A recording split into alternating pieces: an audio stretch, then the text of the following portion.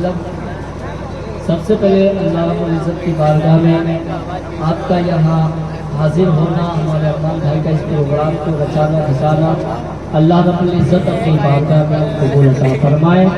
और हज़रात गिरामी, जैसा कि आपको भी मालूम है कि ये प्रोग्राम ख़ुसूस शादी के मौके पर इनेकाद किया गया है, तो कुछ बातें आप सीखें, कुछ हम सीखें, हमारे ज़रिए आप सीखें, अगर हमसे कुछ गलती हो तो आपके ज़रिए हम सीखें।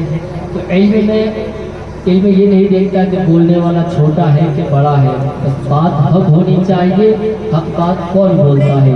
तो हज़रात गिरामी, बगैर वक्त को ज़ाय करते हुए आइए एक मरतबा आप और हम मिलकर एक अक़ीदत और मोहब्बत के साथ बारगाह रिसालत में दुरूद शरीफ का नज़रा पेश करें और पढ़े बाबा से बुलंद अल्लाहुम्मा सल्ली अला सय्यदना मौलाना मुहम्मद बारिक वसल्लम सल्लल्लाहु सलातो सलाम अलैका या हबीबी या रसूलल्लाह सल्लल्लाहु तआला अलैहि वसल्लम। शायर कहता है कि खलकत में खुदा उसको ज़ीशान बनाता है, सबसे अलग जो अपनी पहचान बनाता है, कि खलकत में खुदा उसको ज़ीशान बनाता है, सबसे अलग जो अपनी पहचान बनाता है।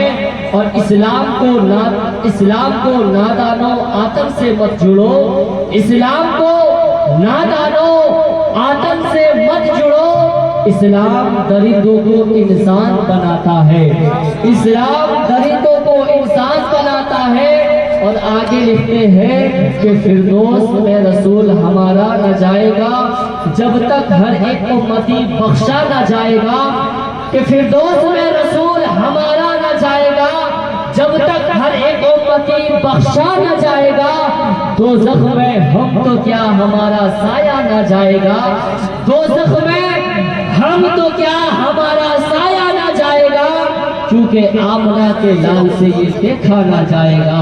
हज़रात गिरामी, ये दिन जो है बहुत ही अपनी ज़िंदगी में अहम दिन होता है और हर एक माँ बाप, हर एक वालिद वालिदा का ये ख्वाहिशी अपने दिल में ये अरमान होता है, ये ख्वाहिश होती है कि अगर उनके वहाँ जवान बेटी हो या बेटा हो तो उनके दिल में कभी ना कभी ये ख्याल आ ही जाता है कि जब बेटा या बेटी जवान की दहलीज पर कदम रख दिए हो तो उनका हक बनता है कि वो अपने वालिद होने का जो हक है उसको वो अदा करते। एक वालिद और एक वालिदा का क्या हक है अपने औलादों पर कि जब उसका बेटा, जब उनकी औलाद जवानी की दहलीज पर कदम रख दे, तो जवानी की दहलीज एक ऐसी दहलीज होती है, इंसान यहीं से भटकता भी है, यहीं से संवरता भी है।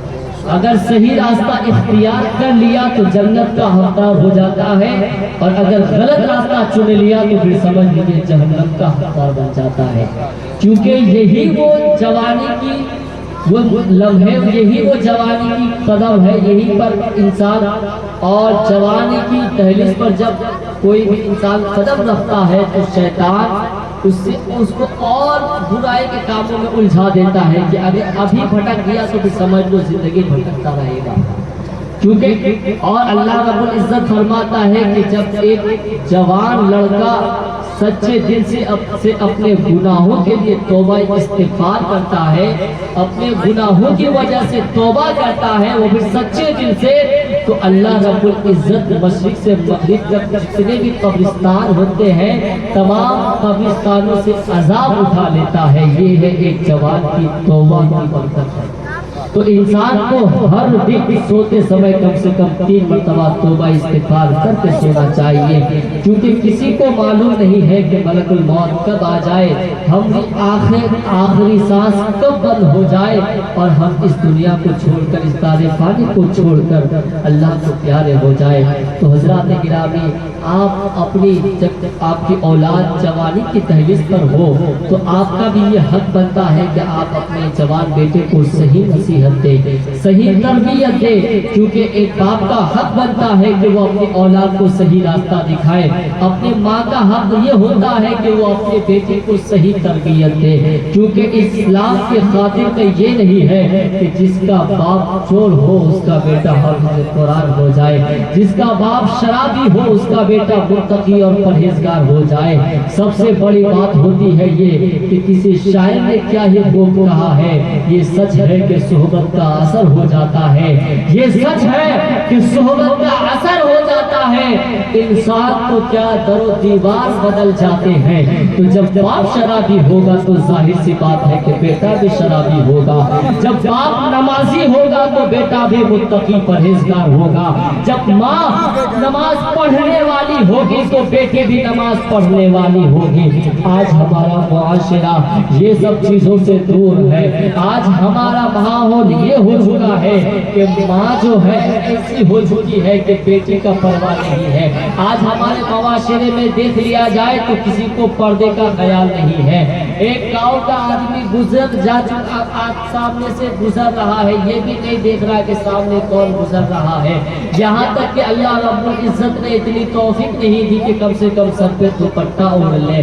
آج ہماری ماں بہنیں اتنی کاہل ہو چکی ہے کہ اپنی زندگی کو, جس زندگی کو کنیز فاطمہ کی طرح بسر کرنی چاہیے تھی, جس زندگی کو فاطمہ الزہرا کی صورت سیرتوں اور سنتوں پر اختیار کرنی چاہیے تھی, آج ہماری ماں بہنیں اس زندگی کو اپنے خوشی, اپنے جو خواہشات ہیں اس کے مطابق اپنی زندگی کو بسر کر رہے ہیں. یاد کرو فاطمہ الزہرا کو. کون فاطمہ الزہرا ہے؟ وہ جو ہے جنتوں کی عورتوں کی سردار ہے, خاتون جنت ہے, آقا کریم کی بیٹی ہے, اور اس آقا کریم کی بیٹی ہے جس کے بارے میں میرے آقا کریم ارشاد فرماتے ہیں, ایک مرتبہ آقا کریم کی بارگاہ میں کون آتی ہے؟ سیدہ آتی ہے, فاطمہ آتی ہے, قاریہ آتی ہے, مفتیہ آتی ہے, محدثہ آتی ہے. کیا فرماتی ہے؟ ابو جان میں آپ کی بیٹی ہوں, خاتون جنت ہوں, ذرا یہ تو بتائیے کہ کل قیامت کے دن میرے ساتھ جنت میں کون ہوگا یا کون ہوگی؟ میرے آقا فرماتے ہیں میری بیٹی تو گھبرانا نہیں, تمہارے ساتھ ہوگی ایک لکڑہارے کی بیٹی ہوگی. لکڑہارے کون ہے؟ جو جنت سے لکڑیاں کاٹ کر بازاروں میں بیچ کر اپنا پیٹ پالا کرتا ہے. اب ذرا سوچئے, وہ خاتون جنت کی بیٹی ہے, جنت کی عورتوں کی سردار ہے, ان کے باپ تمام نبیوں کے سردار ہے, تمام رسولوں کے رسول ہے, تمام اماموں کے امام ہے, اور ان کی بیٹی کا یہ مقام ہے کہ ان کی بیٹی کے ساتھ ایک لکڑہارے کی بیٹی ہوگی, بیوی ہوگی. کیا وجہ ہے, کیا مقام ہے؟ بیٹی فاطمہ پوچھتی ہے ابو جان آخر میں آپ کی بیٹی ہوں, خاتون جنت بھی ہوں, آخر کیا وجہ ہے کہ میرے ساتھ اس لکڑہارے کی بیوی ہوگی؟ میرے آقا فرماتے ہیں میری بیٹی تم فلاں جگہ پر چلے جانا, تمہیں خود اندازہ ہو جائے گا, تمہیں پتہ لگ جائے گا کہ کل میدان محشر میں, کل جنت کے اندر تمہارے ساتھ وہ عورت کیسے ہوگی. حضرات گرامی, جب وقت گزرا, دن نکلا اور صبح ہوئی تو نکلے فاطمہ الزہرا. جب اس دروازے تک پہنچی, دستک کی سلام پیش کی, سلام کرنے کے بعد کہا میں خاتون جنت ہوں, آخری پیغمبر کی بیٹی ہوں, میں ملاقات کرنے کے لیے آئی ہوں. مگر اس عورت کے کردار کو سلام. وہ عورت کا جواب سنیے, وہ عورت یہ نہیں دیکھتی ہے کہ آنے والی جنت کی سردار ہے, آنے والے آخری نبی کی بیٹی ہے, بلکہ یہ کہتی ہے کہ میں مانتی ہوں کہ آپ آخری پیغمبر کی بیٹی ہے, مگر معذرت کے ساتھ میں آپ کے سامنے ہاتھ جوڑتی ہوں, میں اپنا چہرہ کسی کو نہیں دکھا سکتی. کیا وجہ ہے؟ وجہ یہی ہے کہ میرا شوہر گھر پہ نہیں ہے, میرا شوہر باہر جا چکا ہے, میرا شوہر جنگل گیا ہے, اور وہاں لکڑی کاٹنے کے لیے جب وہ آئے گا میں اجازت لوں گی, اس کے بعد میں کسی سے ملاقات کر سکتی ہوں. یہ دیکھیں یہ علاقہ, یہ اس عورت کا کردار ہے, یہ اس عورت کا مقام ہے کہ اپنے شوہر کی اجازت کے بغیر کسی کو چہرہ دکھانا گوارا نہیں سمجھتی ہے. آج تو ہمارا حال یہ ہے, آج ہماری قوم کی بیٹیوں کا یہ حال ہے, بہنوں کا یہ حال ہے, یہاں تک کہ بوڑھیوں کا یہ حال ہے کہ جب شادیوں میں جاتے ہیں تو ماشاءاللہ ان کے چہرے کتنے چمکتے ہیں, آپ اندازہ لگا سکتے ہیں, آپ دیکھ سکتے ہیں.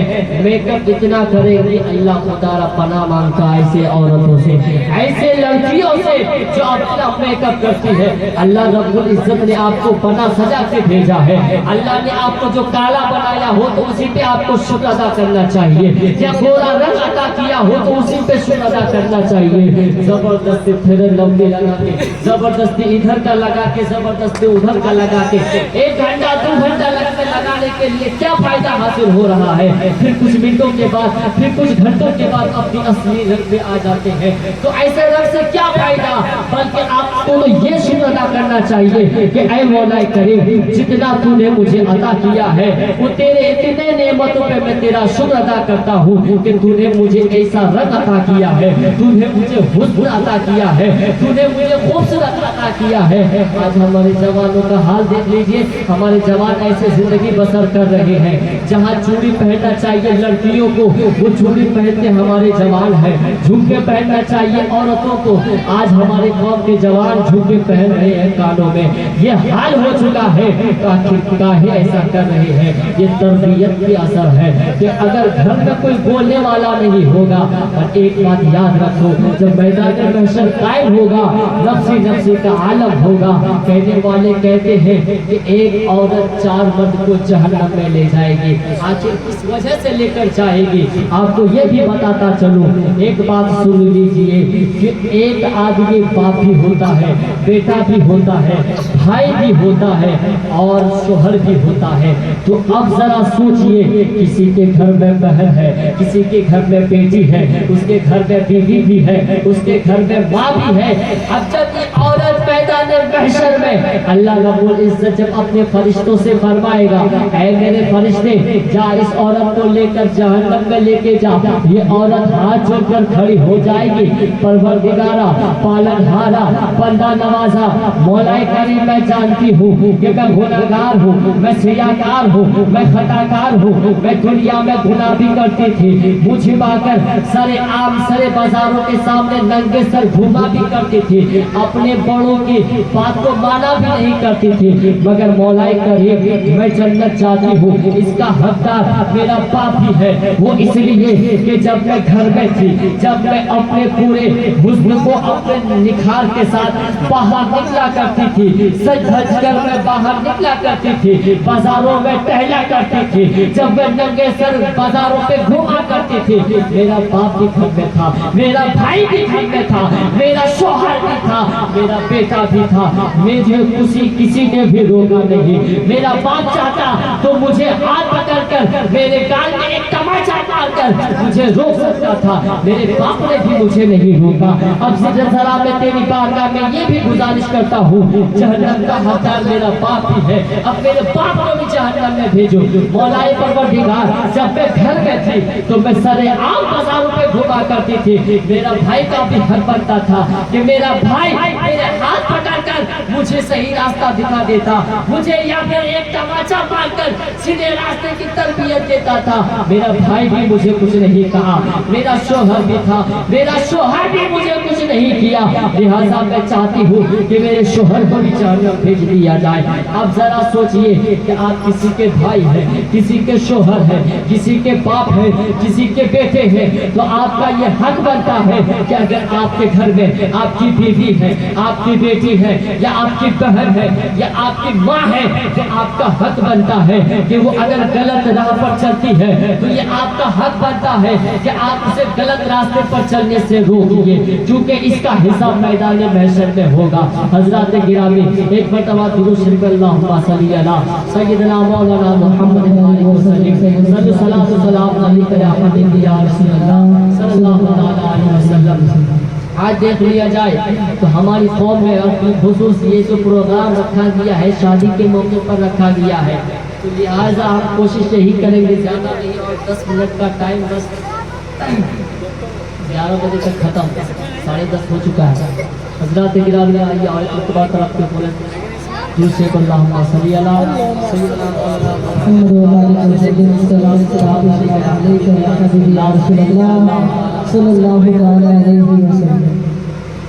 शादी के मौके पर ये प्रोग्राम रखा गया है, और शादी की बात आ जाए तो निकाह करना ये हमारे आका करीम सल्लल्लाहु अलैहि वसल्लम की सुन्नत करीमा है। और जब जवानी की दहलीज पे जब जवान कदम रखता है ना, और उसे जब कोई गुनाह का अंदेशा हो या ज़िना का अंदेशा हो, तो उसके लिए हुक्म दिया है कि अगर तुम एक बीवी के ज़रूरियात को पूरा करने की अगर जरूरत اور اگر حیثیت رکھتے ہو تو اس عالم میں تم پر نکاح کرنا واجب ہو جاتا ہے۔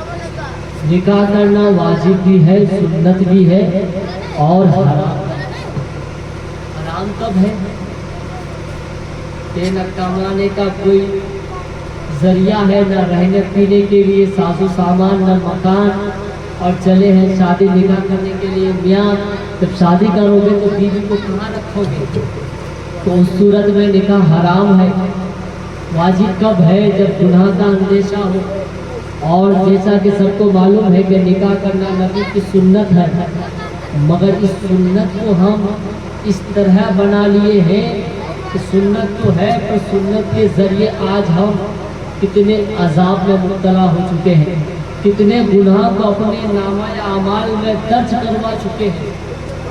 نکاح کرنا سنت ہے، پر آج کل نکاح میں کیا ہو رہا ہے؟ کیا کنیز فاطمۃ الزہرا اور حضرت مولا علی کی جو نکاح جس طرح ہوا تھا اس نکاح کے مطابق یہ نکاح ہو رہا ہے؟ بالکل نہیں ہو رہا ہے، قطعی نہیں ہو رہا ہے۔ نکاح کے لیے ضروری نہیں کہ 250-300 پیکج لے کے جاؤ اور کیا بولتے ہیں جو لڑکی والے ہیں ان کے وہاں گر پڑو، ہے کہ نہیں؟ ادھر کا لو ادھر کے لو، ادھر سے یہاں تک کیا بولتا ہے ٹھوس کے پھر بعد میں بولو تیرے بھیا سالن میں نمک کم ہو گیا، ادھر بولا کوئی مرچ کم ہوگا۔ ایسے ایسے لوگ ملیں گے آپ کو۔ سالہ اس لڑکی کے باپ سے پوچھو جنہوں نے ایک ایک روپیہ کمانے میں اپنا خون پسینہ بہا دیا، اور ادھر کھانے والے کو دیکھ لیا تعریف پہ تعریف کیا جا رہا ہے، کوئی بتا رہا ہے کہ نمک زیادہ ہو گیا، کوئی بتا رہا ہے کہ ہری مرچ کم ہے، کوئی بتا رہا ہے مسالہ زیادہ ہو گیا۔